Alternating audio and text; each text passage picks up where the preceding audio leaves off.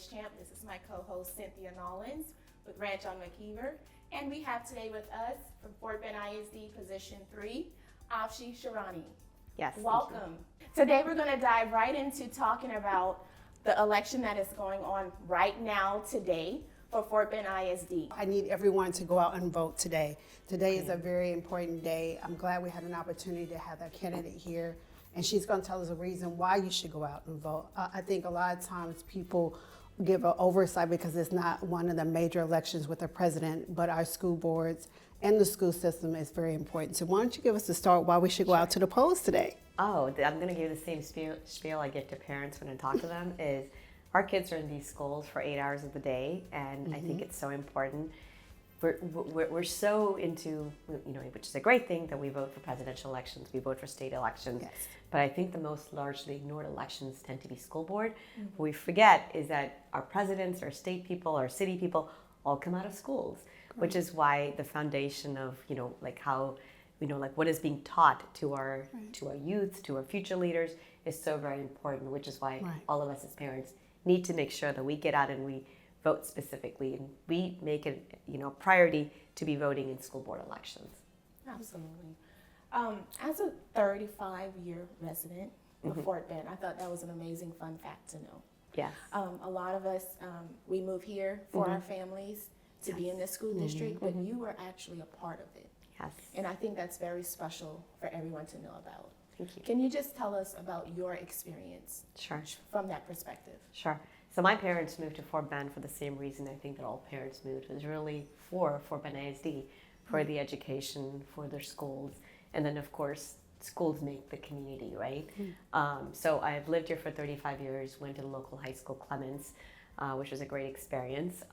Went on to go to University of Texas at Austin, have a bachelor's in business from there, and then came back and then went right into, I was actually 20 years old when I graduated from college. Just circumstances just became that way where I ended up graduating earlier than most kids did. Would have enjoyed my gap year to go back and have fun, but family responsibilities kind of brought me back, ended up in business. And it was one of those things when you're 20 and you've kind of, you've come out of school and you're a little younger than what you expected to be out. So I think I hit my midlife crisis much sooner at the age of 20. And I think I found myself through community service and through volunteering. Right. So since the age of 20, I've actually been in the community volunteering actively, whether it's with youth or whether it's for education or whether it's for alleviation of poverty or whatever it is. That's sort of been my sort of, what fills my soul, really, So, and then after that, I went on and did my master's in business from University of Houston as well. So just been in business just as long as I've been graduated and been in the community volunteering. So yeah, that's me. Well, awesome. I think with a population of Sugar Land, Missouri City, and just this area in general, is growing extremely quick. Our schools, some of our schools are overcrowded. When you're elected, I'm not going to say if, but when you're elected, how will you face that challenge? How are we going to prevent our schools from being overcrowded? I do know that there's mobile units at some of the schools. Yes. You mean the temporary units? Yeah, the temporary. Yeah, so, I mean, I'll tell you, in the last 10 years, since I've sort of been observing the school district, my son is he's 11 right now. So, it's one of those things that you graduate, you come back, into the community. Right. But I think your stake, you plant your roots is when you really have kids. And that's when you go back and you're like, oh, okay, well, my kid's going to be in this community, in this school district. What does it look like? And that's when you sort of re-engage. So I've been sort of watching it for the last 10 years, probably longer, but really more so 10 years. And it's not just that schools are, overcrowded. We also have parts of the district which are aging out, and the schools are now getting underutilized.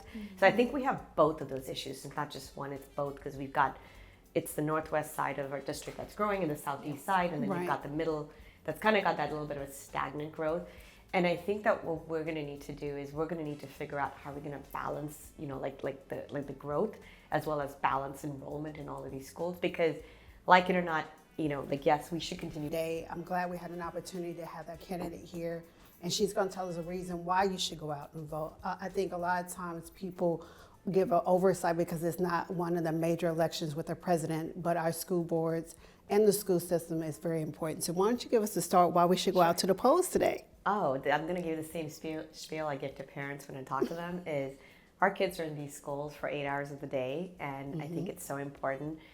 We're so into, which is a great thing, that we vote for presidential elections, we vote for state elections. Yes. But I think the most largely ignored elections tend to be school board. What we forget is that our presidents, our state people, our city people all come out of schools, which is why the foundation of, how, what is being taught to our youth, to our future leaders is so very important, which is why all of us as parents need to make sure that we get out and we vote specifically, and we make it, priority to be voting in school board elections. Absolutely. As a 35-year resident of Fort Bend, I thought that was an amazing fun fact to know. Yes. A lot of us, we move here for our families to be in this school district, but you were actually a part of it. Yes. And I think that's very special for everyone to know about. Thank you. Can you just tell us about your experience Sure. from that perspective? Sure. So my parents moved to Fort Bend for the same reason I think that all parents moved, was really for Fort Bend ISD, for the education, for their schools, and then of course schools make the community, right? So I've lived here for 35 years, went to the local high school, Clements, which was a great experience. Went on to go to University of Texas at Austin, have a bachelor's in business from there, and then came back and then went right into, I was actually 20 years old when I graduated from college. Just circumstances just became that way, where I ended up graduating earlier than most kids did. Would have enjoyed my gap year to go back and have fun, but family responsibilities kind of brought me back, ended up in business. And it was one of those things when you're 20 and you've kind of, you've come out of school and you're a little younger than what you expected to be out.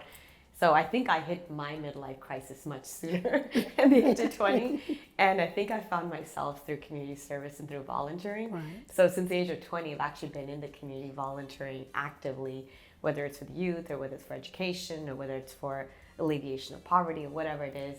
That's sort of been my sort of, what fills my soul, really, So, and then after that, I went on and did my master's in business from University of Houston as well. So just been in business just as long as I've been graduated and been in the community volunteering. So yeah, that's me. Well, awesome. I think with the population of Sugar Land, Missouri City, and just this area in general, is growing extremely quick. Our schools, some of our schools are overcrowded. When you're elected, I'm not going to say if, but when you're elected, how will you face that challenge? How are we going to prevent our schools from being overcrowded? I do know that there's mobile units at some of the schools. Yes. You mean the temporary units? Yeah, the temporary. Yeah, so, I mean, I'll tell you, in the last 10 years, since I've sort of been observing the school district, my son is he's 11 right now. So, it's one of those things that you graduate, you come back, into the community. Right. But I think your stake, you plant your roots is when you really have kids. And that's when you go back and you're like, oh, okay, well, my kid's going to be in this community, in this school district. What does it look like? And that's when you sort of re-engage. So I've been sort of watching it for the last 10 years, probably longer, but really more so 10 years. And it's not just that schools are, overcrowded. We also have parts of the district which are aging out, and the schools are now getting underutilized. So I think we have both of those issues. It's not just one, it's both, because it's the northwest side of our district that's growing and the southeast side, and then you've got the middle that's kind of got that little bit of a stagnant growth. And I think that what we're going to need to do is we're going to need to figure out how we're going to balance, the growth as well as balance enrollment in all of these schools, because like it or not, yes, we should continue building where we need to build, and I think that's important. Right. Because we do need to. And one of the things that I've also seen is the long-range planning that we've sort of done. It's we always seem to be behind the curve. It's like we've already exploded in growth, and now we're trying to catch up to that growth, right? So we do have these long-range planners. I know that there's been some issues with some of the companies or groups that we've used and the type of planning that's happened. Right. But I do think that I think that there's definitely room for improvement. But we definitely need to also be addressing the areas where we have under enrollment, because each of these schools that is open, is costing us money, like to keep the lights on, or even have facilities or programs or maintenance repairs. And as you know, with state school financing, I mean, they're only paying us for, the bottoms that we have in the seats. So if we don't have bottoms in the seats, then for me, I'm in business, and I look at it as a business that, hey, if you don't have the revenue, to come in to sustain the school, one school or a business, then you've got all these overhead expenses. How are you going to manage it? Right, exactly. Do you find that perhaps maybe we'll start doing some rezoning? in some areas? I've already seen like where the district now Okay. has already announced that they have a 3-year plan to rebalance the Okay. whole district. I also feel this is a little bit late in the coming. I ran 6 years ago as well. And I will tell you, at that time, you could sort of project ahead and see the growth, and you could see where the areas were going to start already kind of, not grow. Right. And I had actually said it back then. It's like, look, we've got schools that are over capacity, and then great schools, like at that time, First Colony was under capacity. Right. When I went to school here, we only had Clements, Willeridge, Dulles, and Kempner. Like, that's Right. how old I am, Right. And we had First Colony in that area. And it was a great school. It was only middle school there, Right. other than Dulles. And all of a sudden, when I moved into the community, when I I was already always in the community, but when I Right. started got my headspace back, and I was like, oh well, why is First Colony empty, and why do people not want to go to First Colony? Right. And right. then it was so weird to me because that was the best school and only school then. But once you rebalance even that school, you've students there, you can put the programs back, That's right. you know, Right. and guess what? It's a thriving community all over again. So yeah, I mean, I think that this is something that has been a long time in the coming. I think every board that's been there has sort of kicked this can down the road of not on our watch, and it's uncomfortable. Look, I mean, anytime any kind of change is uncomfortable, whether it's a change for ourselves, whether it's a change for our child, it's uncomfortable to move schools. It's uncomfortable to move cities, whatever that may be, right? We've all done different things in our life. So I understand, but I think for the greater good of our district, and if we want to stay in the game, we're gonna have to make some hard decisions, because we're already hearing about school districts, Austin and other ones, that have had to, make some hard decisions, whether it's using their copper pennies or, like doing the VATR and the copper pennies. Plano's closed down some high schools and merged with another Right. one, right? So it's coming, and it's not that it's just only our school district that's having to deal with it. Right. It's really because the state has been underfunding us. I mean, like it or not, I don't know where everyone else stands, but the writing has been on the wall for a long time Right. that we right. just have not been funded. So we're all having to find these creative ways of Right. how to stay in my world of business. We say stay in business, in Right. the educational world. You're saying is how can we continue to make sure the education stays quality, right? Right. I think a lot of times people don't understand the school, even though it's academics, also there's a business side, and sometimes that side gets overlooked. I'm really excited that you're here today because I have a lot of questions for you. Something that's not on the list, but it's also something to think about. I live in Siena, and as we move forward with building new schools, I think there's some type of system should be built for when there's pickup and a drop off for our children, because cars are blocking the driveway, people are constantly complaining. I think that's an underside issue that people haven't looked at, because living in a community where there's schools, we do understand it's a temporary situation, but it is now becoming a problem because the schools are overpopulated. As a new elected official, When? What recommendations would you, because I think of a lot of things, like adding another road before they build a school, adding another lane just for school, kind of like the bike lanes that they have a lane just for carpooling or whatever. What issues or what recommendations would you make to the board to overcome that issue? I mean, I think you have some great suggestions already. Of like when we put these schools into construction, is how can we make sure that the impact of the community around it is minimal? Yes. I know that there's ways to use technology as well, but Right. again, everything costs money. Just remember Yes. that. And we're in a district, or we're in a situation where we're like there's budgetary issues already, right? So I can propose some great grandiose stuff of using technology, but we're always going to come back to where's the money for, right? So like we're going to have to be super creative with with spending as little as possible, because we want to keep as much as we can towards the teachers and towards the programs, right? Right. But yeah, I think when there's construction happening at the schools, that is one of the things that needs to be kept in mind. Okay. Is how do we minimize that impact? I just wanted to always ask somebody that question. No, That was like, I feel like that's something that you can work with the commissioners, as with well. with the cities, because even like on Knights Court where Elkins is, I have 2 graduating now, but I had one that graduated right before, so I've been going to that school for 6 years, and it is not getting any better. No. yes. No. It's not getting any better. It's I've seen that road that goes to It's Elkins. and it's very dangerous. Kids get hit yeah. all the time Yeah. just by trying to walk across. Yeah. One police officer maybe once a week. Yeah. So yeah. I think it's important for the school district, the community, and the county to sort of work together, especially wherever the county is involved, and see how can we make sure that, you know, like where there's expansion of roads needed, that we can. Everyone's going to come up with their own little issues of like money and whatever, but I think safety is a big concern for all communities, I think so. Absolutely. So I know you said, you know, the budget is one of your bigger focuses as well, and making sure that we have transparency. Yes. One of my questions to you, in relative to that, is when I look at Fort Bend ISD is one of our biggest employers in this area, and they're still constantly hiring because there's still a huge need on bringing more people in. At the same time, a lot of people are leaving.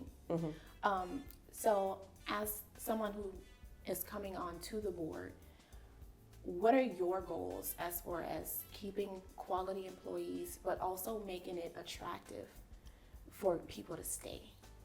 So I think one is looking at the policies that are in place for staffing and resourcing, because I think that there is, especially where teachers are concerned, there are policies in place that say, hey, for next number of years that you've been here, like you're sort of rewarded, right? I mean, that's based on longevity, right, as well. So there is a thing based on, you know, quality versus longevity. So I think there has to be a balance between the two. I agree. And I do think that some of those policies may need to be sort of revisited.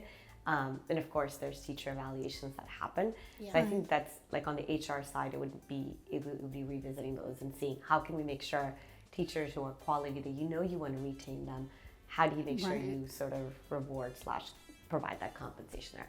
Some of it is state obviously driven as well, you know, so you have to, it's a balance, because you are also being told by the state how to sort of have those HR, you know, pieces in place. So it is a bit of a balance between the two, like what we may want to do, but what we may have to end up doing may look like two different things. You know, and it's unfortunate that way. One of the things I would like to see, because a lot of teachers or senior teachers are retiring, I would like to see a mentor program, because we do have a lot of new teachers. At the elementary school that my grandson will be going to, the teachers are as senior. And so I think there needs to be some mentor program, because a lot of teachers don't have the experience working with children, especially African American children sometimes, because they're hyperactive, and especially our little ones, the 3 to 4 year olds. So it would be nice to see a mentor program. I know when Baines first opened, I want to say about 80% of the teachers had 1 to 2 years teaching experience. So it would be really nice to see a mentorship program. And I'm sure the new teachers would welcome that as well. Okay. You know, like experience of having someone who's been there, done that, you know, help them, whether it's with lesson planning or curriculum, sort of, you know. I can't see why a new teacher would be opposed to it, but I think that would be something that would be put into in sort of the structure of that piece. Because I do know that a lot of some parents opt to send their kids to private schools for whatever reason, and you're going to have those parents that are going to do that anyway.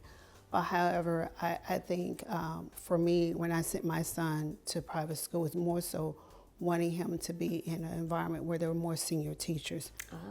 And so I think that's something to consider. And when we talk about budgetary, getting people back in the schools, getting more seats, butts in the seat schools, I think that's one thing to consider. Or perhaps maybe just take a poll and say, what is it that you're looking for? Because if we're needing to increase our numbers in a certain school district, like you mentioned earlier, we need to find out why. You know, why aren't the children going to that particular school? And I think that would help. I think the biggest thing you're going to hear is like the disciplinary issues in school. I think from what I've seen and what I've heard is a lot of the parents I talk about basically it's either because of the academics or it's going to be because of the disciplinary issues. And again, I think it goes back to the fact of the state pays us based on not enrollment but on attendance. So when you do suspend a child, you expel a child. When the child is not in school, guess what? You lose the funding also for that. So it's just a very unfortunate position that the overall Texas school districts are in, and like how it's sort of like the funding is done. That as much as you want to be, and I do know that they have revised a lot of the disciplinary sort of policies, which I think was needed. Sometimes you almost have to bite the bullet because you're trying to not lose money here, but then you lose money here, right? Because someone's taking your kid out of school. So you almost have to figure out which is a loss you want to take on at the end of the day. So. That's That's good. Right, and one of the things that we were talking about too is summer programs. You know, when I went to school, there were very aggressive and advanced summer programs. You could go to school, but I know now when I look at my sons, because I have a son that attends Ridge Point, he's a sophomore, unless he's failing a class, you know, there's not an option for him to go to summer school. So as the new elected official to be soon, There you go, you got it right.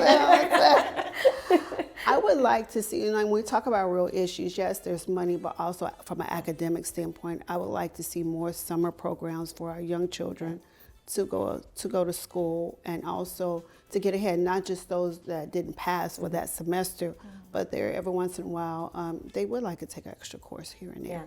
Is that an extra cost for the district? Yeah, it would be, because you're obviously putting a teacher in place for that. And I can tell you, it probably comes back. I know that I'll talk from, I know the younger side, obviously, because my kid's younger, but obviously whenever you're doing the summer school program for the younger kids, you know, so that obviously, like, we've had a wait list for that.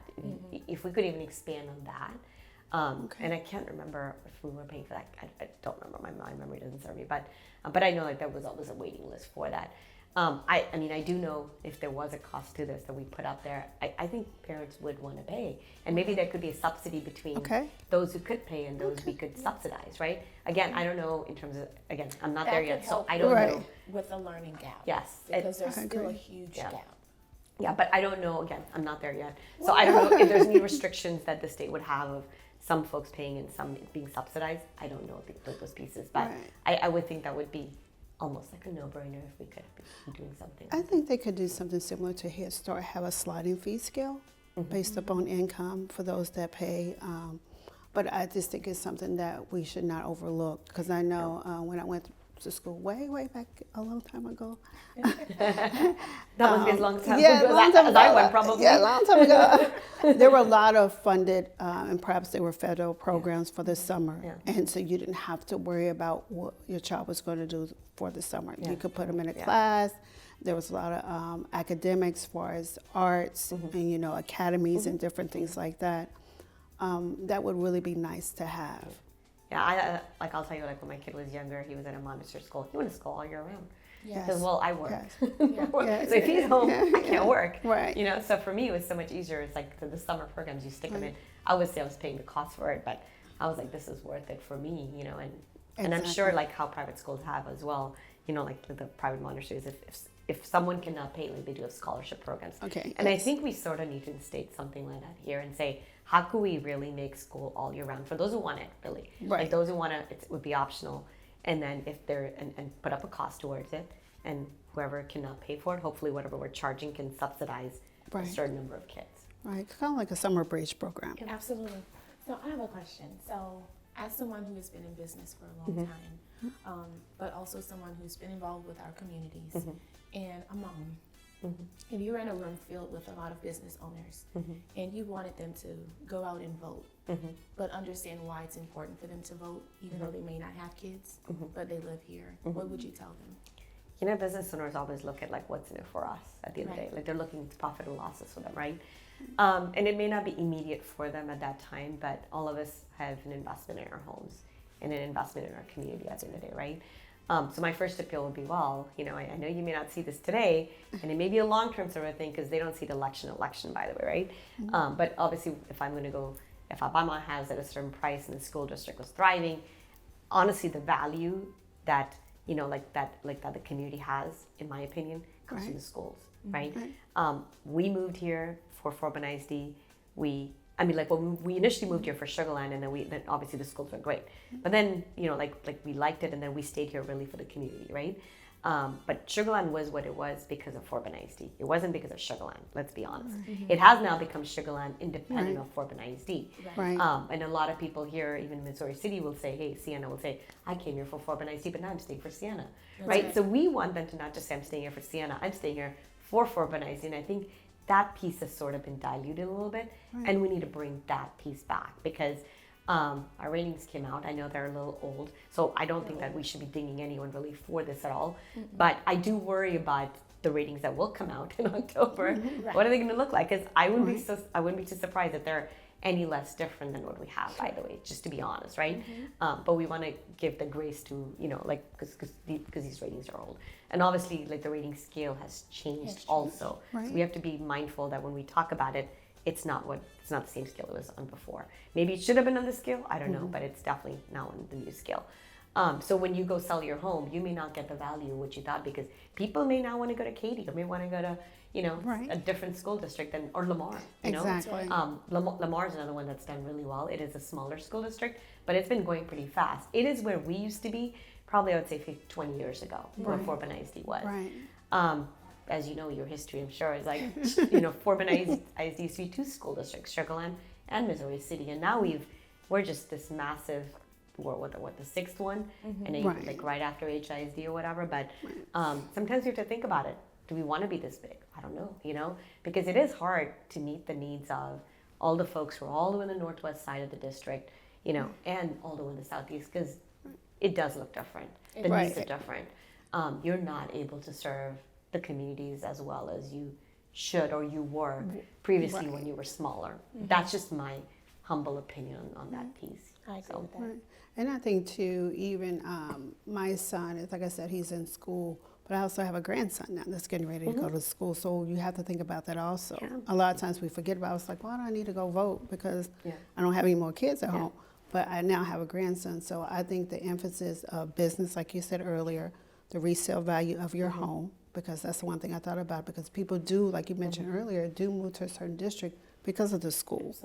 Yeah. So if the school's no good, they're definitely not going to look in that area to buy a home. Yeah, and rightfully what you said, if you don't have kids, well, then your kids are going to have kids. So your kids may not be a grandparent today, Right. but you will be. And if you want to keep your kids in the same area, then your grandkids will be here. So you need to not think about, the fact I don't have kids, my kids are already aged out of the school district, but you want to have your grandkids nearby, and they will be, hopefully will be in the school district as well. What can we do to make sure we elect the best people? Because I will tell you, the people that we may have on the board, are elected by 5% of voters, or 5 to 7. Right. So they may not represent the entire 95% whatever values, or represent them at all. Right. So I think it's really important when people complain about board members. First question, ask them, "Did you vote?" I'm like, well, if you didn't, I'm going to vote today, so don't worry. Oh, you mean you haven't voted yet?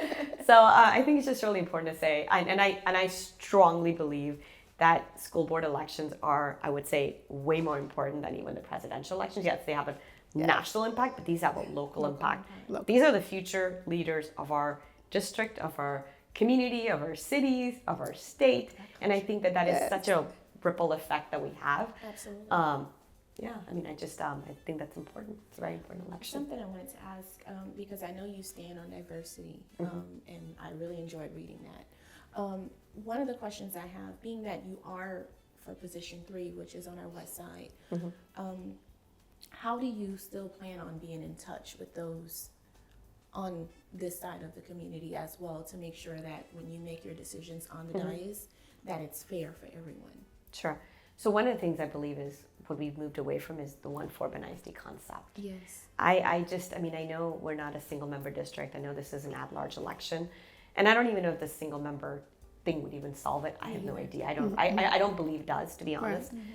What I do believe, my strong belief is we need to stop electing people with 5% or 7% of the vote. The people on the board don't represent the majority, unfortunately, at that point. They may represent my interests because I like them, Right. but they may not represent your interests because you may not. So it goes both ways, which is why, I know I keep getting asked as single versus majority. I like instant ranked choice voting, by the way. That's my favorite one.